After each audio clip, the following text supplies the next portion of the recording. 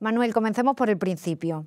Menciona en su libro el caso de la niña Olga Sangrador. El sospechoso estuvo declarando ante usted durante 5 horas. ¿Por qué decidió confesar después de 5 horas? ¿O qué hizo más bien para que confesara? Bueno, eso es un misterio no resuelto todavía, desde luego, pero fue así. Es decir, el interrogatorio fue muy largo, larguísimo. Recuerdo que hacía un calor horrible, porque era final de julio, y estábamos empapados en sudor. Y un interrogatorio tan largo puede llevar a la confesión o puede llevar al abandono. Afortunadamente, yo creo que me inspiró Dios, confesó. Y la verdad que en ese momento lo importante, lo urgente, era encontrarla viva, porque no sabíamos nada más que había sido secuestrada y por lo tanto se trataba urgentemente de encontrarla viva. Esa era la urgencia y cada minuto que pasaba era una oportunidad perdida, porque ya llevaba fuera desaparecida por lo menos 3 o 4 días. También ha interrogado a terroristas de ETA, que algunos de ellos han terminado confesando después de muchas horas de interrogatorio, como por ejemplo el Comando Andalucía. ¿Cómo es mirar a los ojos a un violador, como es en el caso de Olga Sangrador, y a un terrorista? ¿En qué se diferencian? Bueno, los delitos naturalmente son distintos, no tienen nada que ver, pero los dos comparten un rasgo que es la sociopatía, la psicopatía. Y el psicópata realmente no tiene curación, es imposible el curarle. La aplicación de la Constitución española en el artículo 25, que dice que la finalidad de la pena es la reinserción del delincuente, pues evidentemente los padres de la Constitución pecaron de ingenuidad, porque no es posible. Claro que es deseable que sea la reinserción del delincuente después de cumplir la pena, pero un psicópata jamás se va a curar. Y por lo tanto, yo recuerdo en algunos casos, más de uno, que uno de estos individuos, me refiero en este caso a crímenes sexuales, me ha dicho, cuando salga lo volveré a hacer. El violador del ascensor, si no recuerdo mal. Unos cuantos, aún más de uno, lo volveré a hacer. Claro, se te hiela la sangre y piensas que por qué el legislador no prevé estos casos. ¿Por qué no lo prevé? Probablemente se dirá que se ha solucionado en parte el tema con la prisión permanente revisable, pero ¿y qué importa? Es decir, al final, aunque salgas 25 años después, pues tu psicopatía no se ha curado. Va a seguir igual. Vas a seguir con esos crímenes sexuales, sobre todo con chicas jóvenes o niñas, aunque tengas 90 años. ¿Y el terrorista de ETA también tiene esa psicopatía? Bueno, comparten, ya le digo, la denominación, pero los delitos son muy distintos. Pero al final unos arrebatan la vida sin ningún tipo de mala conciencia, por así decirlo. Es la no distinción del bien y el mal. Estaba ahí y por lo tanto, pues como me dijo el del Comando Andalucía cuando le pregunté que por qué había matado a la mujer del concejal Jiménez Becerril, y me dijo, porque estaba ahí. Bueno. Ha sufrido durante los últimos años una campaña de acoso y derribo por ejercer su trabajo. La primera vez que sufrió ese acoso fue con el caso Banesto, cuando decretó la prisión provisional para Mario Conde. Bueno, es decir, con el paso del tiempo, con el tipo de delitos, las cosas van evolucionando, van cambiando y se emplean nuevos y distintos métodos, siempre buscando la perfección en hacer el mal, por así decirlo. A mí ya me lo dijo, lo digo en el libro, ya me lo dijo Siro García, el presidente de la Sala de lo Penal, cuando quería venir yo a la Audiencia Nacional y le pregunté su opinión y me dijo, bueno, pues ya sabes, si haces lo que no debes o no haces otra cosa, van a tratar de destruirte en lo profesional y en lo personal.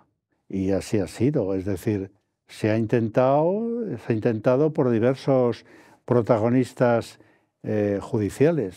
Y además, a lo largo de toda la historia, recientemente incluso hemos sabido que las cloacas del Partido Socialista, Leire Díez, también le tenían en el punto de mira. Es decir, incluso después de haber abandonado, de haberse jubilado y ya no estar en activo, aún así sigue siendo bueno, pues sigue estando en el punto de mira de estos políticos o estas personas que, ya sean políticos o empresarios, pues están siendo investigadas por la justicia. En el caso de Mario Conde, Mario, bueno, pues en ese momento lo primero que ocurrió, o ese acoso, estaba vinculado a justo a la grabación que se hizo cuando se encontró el cuerpo de Olga Sangrador. Pero después yo he podido ver cómo cuando ha investigado la presunta corrupción de otros partidos políticos, como por ejemplo en el caso de Podemos, también sus dirigentes políticos pues han intentado denigrarle, han intentado ensuciar su imagen, le han llamado en varias ocasiones prevaricador. ¿Cuál de las dos campañas ha sido más dura para usted? ¿La de Mario Conde entonces o la de Podemos al final? Bueno, cada una tiene sus características y yo tampoco quiero acusar a nadie, pero es verdad que las acusaciones pues, de corrupto, prevaricador, lawfare, no sé cuántas cosas, me causan indiferencia por una parte y por otra me causan tristeza. Tristeza porque yo no quiero que la sociedad española vuelva a la ley de la selva. Y realmente estos individuos, sobre todo cuando son o pretenden ser políticos, deben darse cuenta que deben ser un ejemplo para la sociedad y no lo contrario.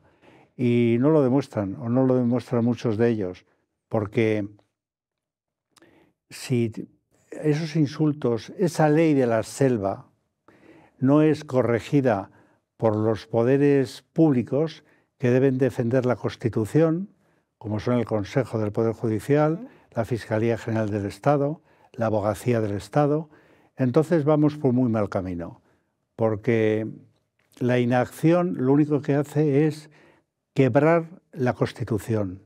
La Constitución protege, o mejor dicho, configura al juez como garantía de la independencia judicial. Si esa garantía judicial se está poniendo en entredicho con barbaridades como las que usted está diciendo, pues realmente estamos destruyendo el concepto de lo que es la democracia. La democracia no es solo votar cada 4 años, eso es una tontería. Oiga, si usted en las elecciones anteriores le han engañado, le han dicho una cosa que no es verdad y usted les vuelve a votar, pues oiga, ya usted lo que quiera hacer. Pero es que realmente la democracia se defiende todos los días. ¿Y cómo defiende la democracia? Pues respetando, por quien más debe hacerlo, el imperio de la ley. ¿Y quién interpreta o quién aplica el imperio de la ley? El juez. Si el juez se desvía y comete un delito o lo que sea, tiene o hay mecanismos suficientes en el ordenamiento español. Hay sanciones disciplinarias, penales, civiles. Hay una vigilancia permanente sobre el juez. Están los fiscales, el abogado del Estado, los abogados, las acusaciones populares y particulares. Bueno, que eso ahora se lo quieren cargar, como sí, saben. Pero hasta ahora es así. Sí, totalmente. Yo también creo que hay que defender la independencia judicial y sobre todo la separación de poderes porque si no, pues nos cargamos la democracia, efectivamente. Y a la vista está de que la democracia funciona, por eso ahora tenemos sentado en el banquillo de los acusados a un fiscal general del Estado y hemos tenido a lo largo de la historia otros jueces condenados como ha sido el juez Baltasar Garzón. Pero incluso estas amenazas que pueden ocasionarle o pueden generarle tristeza, en algunas ocasiones han ido más allá. Hace unos años conocíamos que alguien entró en su domicilio mientras estaba uno de sus hijos en él. Fue como un aviso, ¿no? Porque entró, descolocó un poco algunos cajones y se fue. Ese caso se investigó entonces, no sé ahora mismo cómo está, si se sospecha del autor, por qué esa amenaza, porque fue en un momento en el que Villarejo dijo que iba a hablar sobre ETA, si no recuerdo mal. No dijo sobre ETA, no habló de ETA para nada. Habló que había informaciones y yo no me consiento contar nada más de eso por un sentido del secreto profesional y de la ética que debe tener todo juez para guardar la reserva necesaria sobre los asuntos que ha conocido. Sí. Y además es un asunto que está ahora mismo vivo. Ha habido juicios, les está viendo y les va a ver. No le pregunto por Villarejo, le pregunto por esa amenaza que sufrió usted en su sí, domicilio. Pero... ¿Sí sospecha de quién pudo ser? No, yo no tengo ni la menor idea. Lo que sé es que fue el día antes a que se reabriera por mi parte el sumario del 11 de marzo. Ah, del 11. Eso es verdad, pero no tengo más noticia. En su juzgado también declaró el Pollo Carvajal, que menciona en el libro, el Hugo Carvajal, el jefe de la inteligencia y contrainteligencia de Venezuela. Declaró y habló sobre la financiación, la presunta financiación ilegal de Podemos, cómo pues le habían dado fondos tanto a Monedero como a otros líderes de Podemos, pero también contó con respecto al caso Morodo, ¿no? Y la presunta vinculación de José Luis Rodríguez Zapatero. A mí me consta que esto preocupó muchísimo al expresidente del gobierno, a Zapatero. ¿Por qué esa declaración finalmente pues no se investigó y al final, tanto en el caso de Monedero, terminaron yendo a juicio el exembajador de Zapatero, Raúl Morodo, y su hijo, pero nunca se investigó la presunta vinculación de Zapatero, y en el caso de Podemos pues terminó archivándose? ¿Por qué esa declaración al final quedó ahí?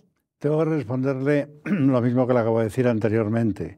Es decir, tengo un alto sentido del deber y también del deber del secreto profesional, y no puedo hablar de asuntos que he llevado en lo concreto.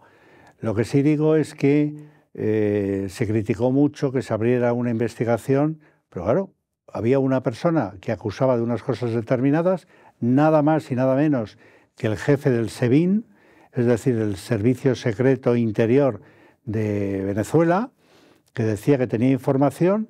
¿Y un juez ante eso qué tiene que hacer? ¿Mirar para otro lado? No. Bueno, pues entonces volvemos a la imagen de la justicia como una mujer con una túnica y una venda en los ojos. ¿Por qué tiene la venda en los ojos? Porque le da igual quién tenga delante. Es lo mismo. Pero claro, como algunos políticos se han dedicado a difundir que lo que hay que hacer es desjudicializar la política, es decir, la impunidad, porque si tú cometes un delito, pues tendrás que responder como los demás. Pues no, para algunos no es así. Y por lo tanto, dentro de que debo reservar ese secreto profesional, lo que sí digo es que había necesidad de actuar porque obliga a ello la ley de enjuiciamiento criminal y no hay otro remedio. Y mire usted, si le molesta, pues lo siento mucho, pero es lo que hay. Esto quiero que me responda con una valoración personal. ¿No le pareció raro que después de declarar el Pollo Carvajal en su juzgado, de repente decidieran extraditarlo a Estados Unidos con nocturnidad y alevosía a las 10 de la noche? Lo sacaron de la prisión de Extremera y lo enviaron a Estados Unidos totalmente incomunicado. Como no le hago la pregunta como juez Manuel García Castellón, sino una valoración personal. Bueno, la valoración personal es que la Sala de lo Penal así lo acordó. Y mi respeto es decir, sí sé por dónde va, pero yo no puedo responderla porque no lo sé. Lo que sé es que va o fue a un sistema judicial extremadamente duro como es el norteamericano, donde ahora mismo creo que va a empezar el juicio, o está empezando ahora, y donde si tiene algo que contar o algo que decir, pues lo va a decir allí. Porque yo me imagino que con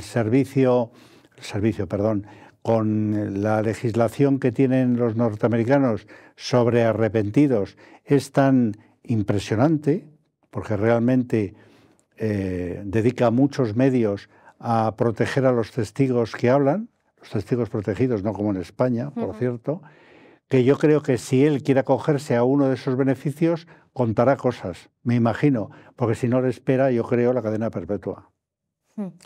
Sí, bueno, a mí me llamó la atención que fuese a las 10 de la noche, que le sacaran de la celda a las 10 de la noche para extraditarlo a Estados Unidos y no por la mañana. Normalmente será porque los vuelos son nocturnos, normalmente a Estados Unidos. Y es cierto, de hecho también hace mención en su libro, pues esa ley para proteger en España al testigo protegido, que en muchas ocasiones incluso se ha llegado a encontrar algunos testigos que podrían haberle dado información sobre el terrorismo de ETA y que no lo hicieron porque una vez terminada la instrucción las partes conocerían, vamos, su identidad. Es cierto que en España habría que darle una vuelta a esa legislación y repensarla. Habría que copiar a los mejores, que es Italia y Estados Unidos. Usted también imputó como persona jurídica por primera vez a una empresa del IBEX 35, al BBVA. El banco actualmente está procesado y está pendiente de que se resuelva un recurso en la sección, en la sala de lo penal, que lleva 1 año y medio aproximadamente en espera.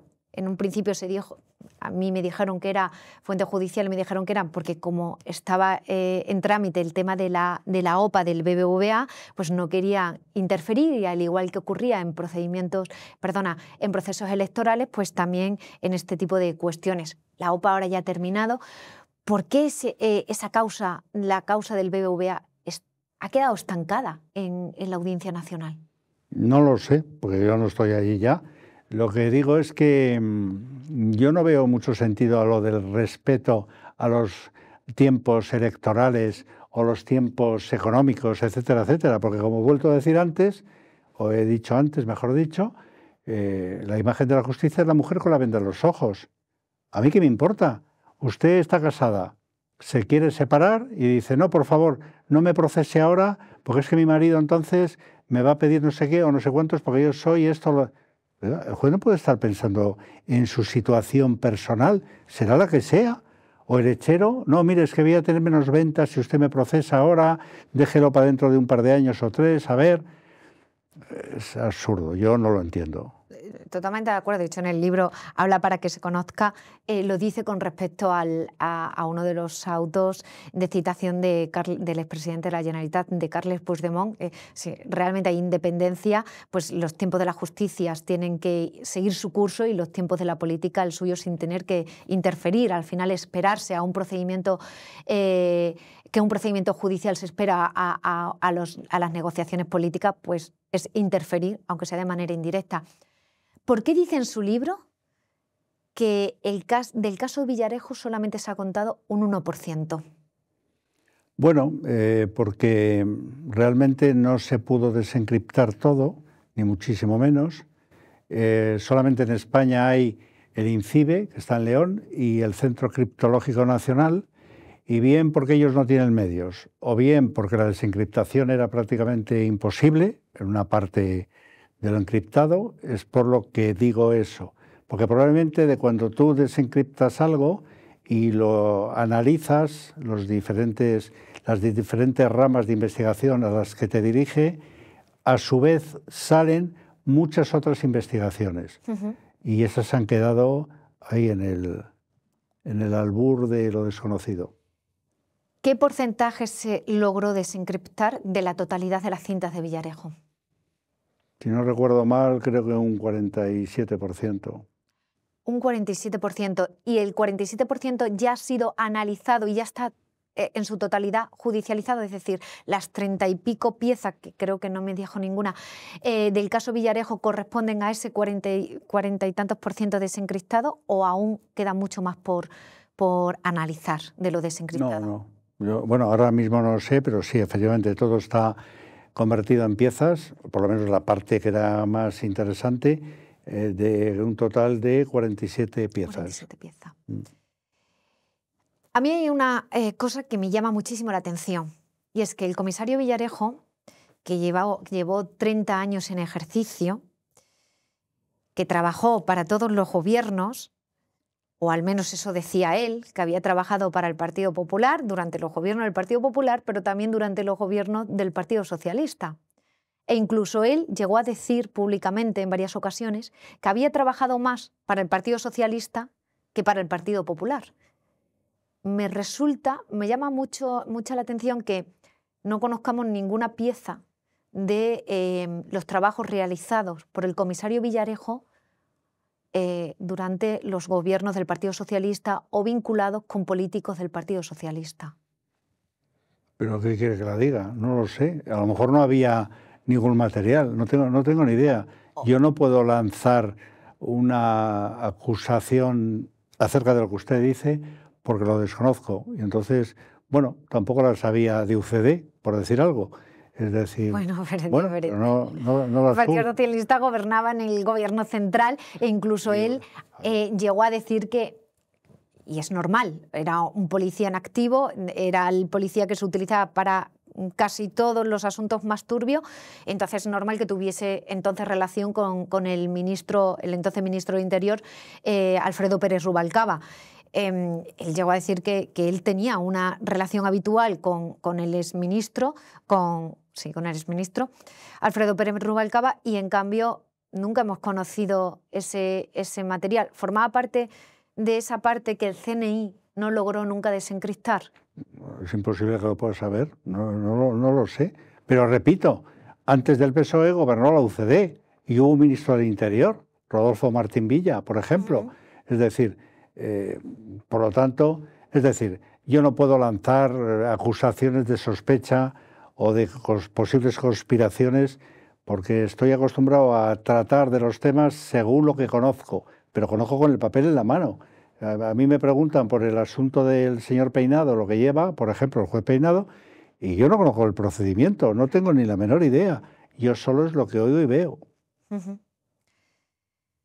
En el caso de Puigdemont, si no hubiese habido ese error en la prórroga, en el plazo de la prórroga, ahora mismo Puigdemont estaría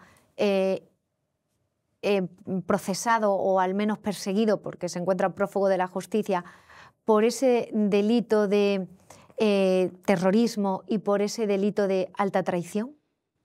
Bueno, yo no puedo quebrar la presunción de inocencia de nadie. Y por lo tanto, yo qué sé qué hubiera pasado. Lo que sé es que la Junta de Fiscales del Sala del Supremo, todos dijeron pues que toda la instrucción había estado bien hecha, por mi parte, y la Sala Segunda del Supremo la admitió por unanimidad.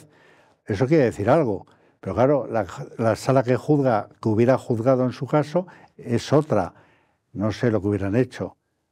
No puedo opinar de ello. Elementos indiciarios había, pero se necesitan pruebas en el acto del juicio oral. Lo único que hace la instrucción es preparar el juicio y llevar al banquillo a alguien que consideras culpable, en principio. Pero claro, no llevas a una persona que crees que no, pero bueno, ya la sala en el juicio decidirá. Eso no puedes hacerlo. Es importante recalcar que cuando se archivó la causa, no porque no hubiese indicios, no porque la instrucción no pudiese continuar, sino porque hubo un error en la prórroga y por eso se libró el prófugo de la justicia. Pero como bien acaba de decir, su instrucción estuvo respaldada efectivamente por la Sala Segunda del Alto Tribunal. Es verdad que en la instrucción se mencionó bastante la intervención de Rusia en el proceso independentista. ¿Cuál fue realmente la intervención de Rusia en este proceso, de lo que conocemos? Sí, no, ese asunto, la parte que usted se refiere, la derivé a Barcelona, al juez Joaquín Aguirre, juez de instrucción 1 de Barcelona, y por lo tanto lo que se sepa o no se sepa está allí. Lo que está claro como cosa general es que el presidente Putin, uno de sus mayores deseos es desestabilizar Europa. Lo ha demostrado, lo demuestra.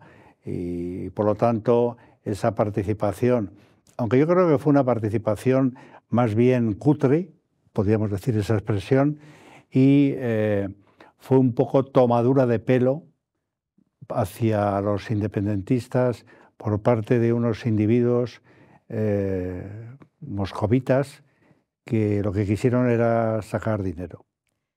¿Por qué cutre? Bueno, porque todo lo que lo rodeó pues era un poco de los hermanos Marx. En fin, poco serio para ser una conspiración de verdad. Ya hemos tratado sobre esto al principio de la entrevista, pero quiero hacerle una pregunta más en profundidad. ¿Ve ahora una mayor debilidad en las instituciones y en particular en el Poder Judicial? Es decir, ¿cree que nuestra democracia actualmente está en riesgo? Bueno, en riesgo no, porque afortunadamente estamos en Europa y para bien o para mal siempre es una garantía mejor o mayor que estar solos, siempre es mejor. Y por lo tanto la Comisión Europea está vigilante, el TJUE o Tribunal de Justicia de la Unión Europea también, y ahí está el informe que emitió la Comisión Europea sobre el tema de la amnistía. Se va a presentar el informe por el abogado general, creo que es ahora mismo, en este mes, y por lo tanto, bueno, yo tengo esa esperanza. Por lo tanto, el que esté en riesgo, no. Lo que pasa es que poquitos a poquitos se van haciendo cosas que a mí no me gustan absolutamente nada. No me gustan nada. No me gusta nada la reforma del Ministerio Fiscal, la reforma del enjuiciamiento criminal. Son apartados que me parece que se están haciendo de una forma frívola para tratar de salir de circunstancias personales y políticas del momento. Y yo recuerdo que cuando los atentados gordos de ETA, que había una indignación muy grande, efectivamente, había gente, bueno, pues que se iban al extremo y proponían tomar medidas inmediatas por parte del gobierno. Pero no, porque las cosas hay que hacerlas en frío, cuando han pasado tal, y puedes establecer con cabeza las circunstancias. Esto pasa un poco igual, es decir, hacer unas reformas que son absolutamente cosméticas unas y las otras dirigidas exclusivamente a tratar de apartar al único que tiene garantías de independencia en la Constitución, que es el juez, el único. El fiscal no las tiene. Y el problema es que en esta ley, donde se quiere asignar a los fiscales la instrucción, pues me parece muy bien, porque yo incluso podría ser partidario, pero uno, se hace en el peor momento político posible, donde el desprestigio es mayor, donde ha quedado en el frontispicio lo de quién depende la Fiscalía, sí. Y dos, en esa ley no se recoge ninguna medida para asegurar la independencia del fiscal. No, ya se hará. Tenga usted fe que se va a hacer. Oiga, no tengo fe ninguna, lo siento, no la tengo, no lo creo. Como decía Nietzsche, el filósofo alemán, no me importa o no me molesta que me mientas. Lo que pasa es que a partir de ahora lo que me molesta es que no te creo. Entonces, obras son amores y no buenas razones. Yo no veo en la ley ninguna garantía para que haya una independencia real. No la veo. Sí la tiene el juez. El juez la tiene. Es así. Y se busca el peor momento para hacerlo. Totalmente. Quiero hacerle una última pregunta y es, ¿cuál ha sido su decisión más difícil de tomar como juez? Pues todas son muy difíciles, sí, son complicadas. ¿Pero que recuerde? Pues muchísimas. Las investigaciones de los crímenes, por ejemplo, son las más duras. El ingresar a alguien en la cárcel es duro, no es fácil. Es verdad que es más fácil cuando te encuentras un asesino confeso y te detalla cómo ha realizado el crimen. Claro que es más fácil. Pero realmente me ha preguntado cuál es la más difícil. Yo le digo que todas en lo suyo tienen esa circunstancia. Pero desde el otro punto de vista, me alegro de que aquello que me animó a ser juez se haya ido cumpliendo a lo largo del tiempo.